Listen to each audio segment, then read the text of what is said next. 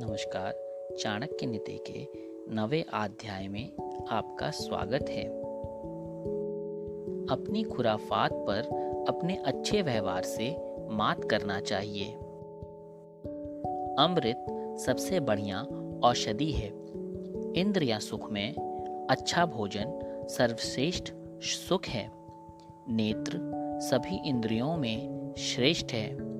मस्तिष्क शरीर में सभी भागों में श्रेष्ठ है।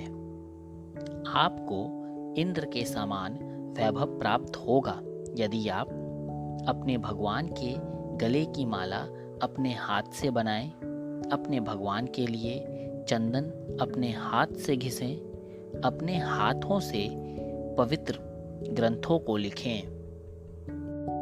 इन सातों को सोने पर भी जगाया जा सकता है। एक विद्यार्थी, सेवक, पथिक, भूखा आदमी, डरा हुआ आदमी, खजाने का रक्षक और खजांची। इन सातों को नींद से कभी नहीं जगाना चाहिए। सांप, राजा, बाघ, डंक करने वाला कीड़ा, छोटा बच्चा, दूसरों का कुत्ता और मूर्ख। कोई भी संदेशवाहक आकाश में जा नहीं सकता और आकाश से कोई खबर आ नहीं सकती। वहाँ रहने वाले लोग की आवाज़ सुनाई नहीं देती और उनके साथ कोई संपर्क नहीं हो सकता। इसीलिए वह ब्राह्मण जो सूर्य और चंद्र ग्रहण की भविष्यवाणी करता है उसे विद्वान मानना चाहिए। गरीबी पर धैर्य से मात करें, पुराने वस्त्रों को स्वच्छ रखें, बासी अन्न को गर्म करें। जिन्होंने वेद का अध्ययन पैसे कमाने के लिए किया है और जो नीच काम करने वाले लोगों का दिया हुआ अन्न खाते हैं, उनके पास कौन सी शक्ति हो सकती है? वो ऐसे भुजंगों के समान हैं जो दंश नहीं कर सकते, जिसके डांटने से सामने वाले के मन में डर नहीं पैदा होता है और प्रसन्न होने के बाद जो सामने वाले को कुछ देता नहीं है, वो ना किसी की रक्षा कर सकता है, ना किसी को नियंत्रण में रख सकता है। ऐसे आदमी का भला क्या कर सकता है?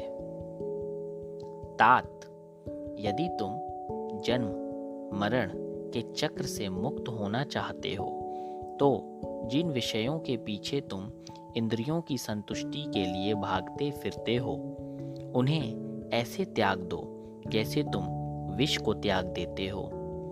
इन सब को छोड़कर हे तात, तितिक्षा, ईमानदारी का आचरण, दया, सुचिता और सत्य का अमृत पियो। यदि नाग अपने फन को खड़ा करे तो भले ही वह जहरीला ना हो तो भी उसका यह करना सामने वाले के मन में डर पैदा करने के लिए पर्याप्त है। वो कमीने लोग जो दूसरों की गुप्त खामियों को उजागर करते हैं उसी तरह नष्ट हो जाते हैं जिस तरह कोई सांप चींटियों के टोली में जाकर मारा जाता है। शायद किसी ने ब्रह्मा जी को यह सलाह नहीं दी कि सृष्टि के निर्माण के समय स्वर्ण को सुगंध प्रदान करें, गन्ने के झाड़ को फल प्रदान करें, चंदन के वृक्ष को फूल प्रदान करें, विद्वान को धन प्रदान करें और राजा को लंबी आयु प्रदान करें। सुबह उठकर दिन भर जो दाव आप लगाने वाले हैं उसके बारे में सोचें। दोपहर को अपनी माँ को याद करें, रात को चोरों को ना भूलें।